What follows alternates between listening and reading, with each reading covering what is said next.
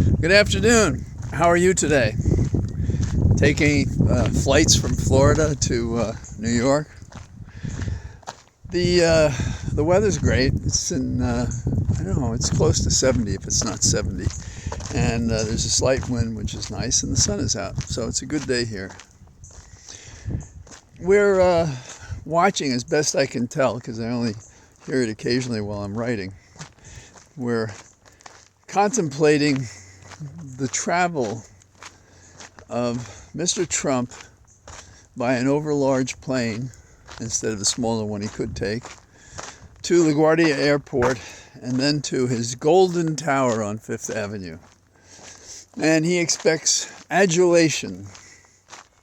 Now for me, there's the faint, acrid smell of sulfur.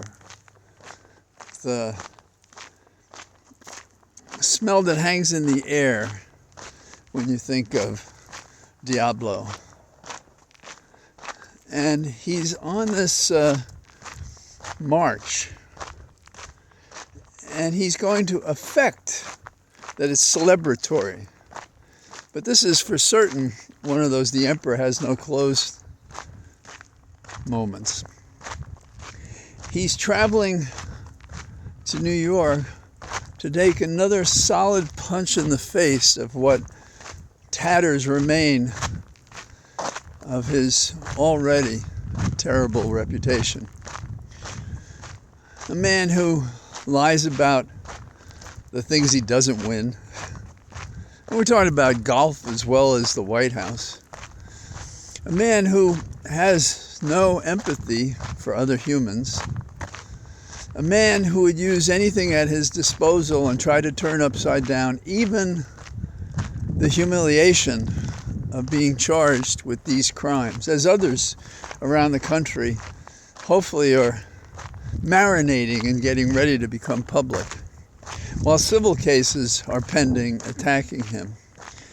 And as best I understand, he was sitting on his plane. I think he's now driving to Manhattan. The best I can understand is he was sending emails and celebrating the people who along the way saw him. And I immediately thought of the large contrast between him and the funeral train of Bobby Kennedy.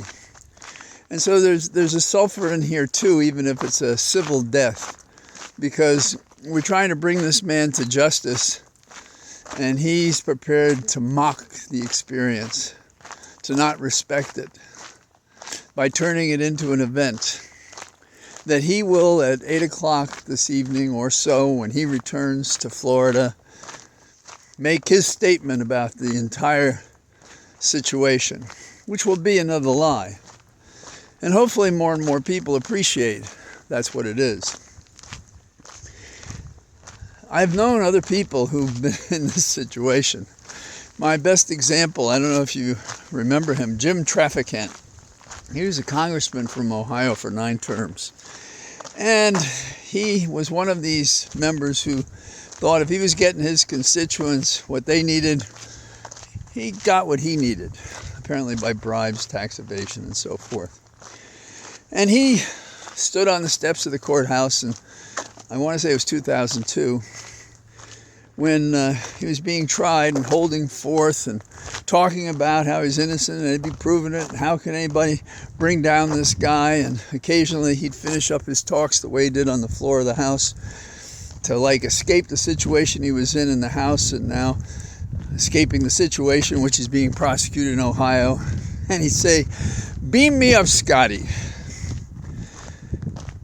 I was working on the House when we had the impeachment vote, and Traficant was a solid Democrat, corruption aside, and I was helping the floor leaders give out time to the members because many wanted to speak, and we were giving out the time to the Democrats, and we were only allowed so much.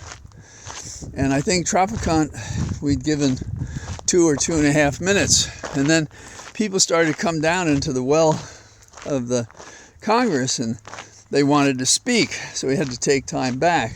And so John Conyers asked me to reduce Traficant. Not me personally, but to convey what John wanted to happen. John Conyers was the ranking member of the House Judiciary Committee. And so Traficant was sitting close to the center of the Congress, and I went over and I said, well, Jim, I got to talk to you. He says, what? I said, you know, there are a lot of people that want to talk. So I said, you're going to have to give back a minute or whatever it was. And he looked at me and he said, in the most sincere and persuasive way he could muster, he says, John, if I have that full 2.5 minutes, waving his arms in the direction of where the Republicans sat in the chamber, he says, if I have that, I can change their mind. So he looked at me for a minute, waiting for his magic to work on me, but I was, I had to defer to John Conyers. He was my boss, at least on this mission. And so I said, well, you know, Jim, you're just going to have to do it with 1.5 minutes. And then we both laughed. So he was that kind of a guy, but he was a crook. And he spent time in jail, prison really, 7 years, I think. And he died on his farm when a tractor overturned on him. It was sad because I don't know. He was a flexible man. You know, he had these interesting things, but he was a culprit. Nothing you could do about it. We've had other guys, a lot of pomp and circumstance. Remember Rod Blagojevich, governor of Illinois. Oh, they're chasing me. They're recording me. Still he talked. They're going to come prosecute me. Still he did the bad stuff. Ultimately, you know, they did prosecute him. And he was convicted. You may see the trend here. Traficant, Blagojevich. You know, and there, over the years, we had Agnew. He went out on the steps and he said, oh, you know, this is a bullshit case, the bribery case they had against him. But even though he was vice president, even though he fought it like man, he ultimately had to resign from office and accept a guilty plea. Now, let's reach back into history.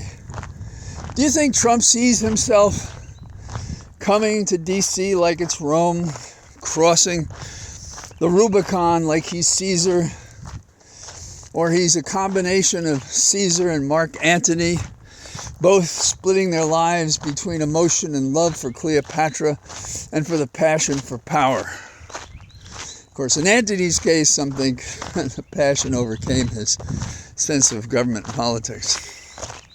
We also have, you know, guys like Leroy Nicky Barnes, and we have Gotti. You know, he came out there, all smiles, very nice jacket, long coat really. And every one of these people, every one of them, couldn't smell the sulfur. Didn't see that they were already done. That this was their last hurrah. And Trump is hypnotically self-possessed to believe he can say or do anything. And we're going to see how far he goes today. Can he hold the part the way he has not in the past? Meaning, hold the part of being a respectful, powerful man coming to see these people, these peons, who think that they can prosecute him. Ever the king, ever the dictator, ever the criminal. That's our boy Trump. You got to wonder what his wife and friends think. You have to wonder if there's anybody that hangs out near him except to pick up the coins that flow from him. Even today, another AUSA from the Southern District is launching his ship on this case. I sometimes wonder if I would have lost my objective political judgment and represented anyone if I'd stayed in New York. This is unfair to my friends in New York who've done just fine and haven't done anything like this. But confessing to a weakness for ambition and money and stuff like that, the corner office. Luckily, that never interested me as much as having a cause, sort of like A Few Good Men. Something that was right, ethically right, patriotic, strong. Otherwise, you're wasting your time. Or, even a small case or small problem. Doing it right, doing it well, doing it honestly. So, a lot of careers are going to be crashed on the rocks of overambition, excess, lies, probably obstruction, interference, perjury. And that's part of the story. But the rest of the story is they're going to be really good lawyers, good people. I'm hoping that this judge, who's had a lot of experience, that this will be his finest hour. And that the charge will not just bring him to bow his head and become guilty by a jury of his peers, people better than him. And it will give grace and courage to those other lawyers who are itching to do something and have held back out of what? Fear. They've never done anything like this. Maybe nobody's done anything like this. Can they do it? So that's our drama today. We have a funny fat man from Florida who couldn't even make a casino run. Came close to destroying America, and he's still working at it. And we have to deal with that. We have to deal with that. And the way we deal with it is we go forward with this prosecution. We bring the bastard down. So, here I am out on my cathedral of trees. And we welcome you on this warm day. And we look forward to see what happens Tuesday. All the best. Bye-bye.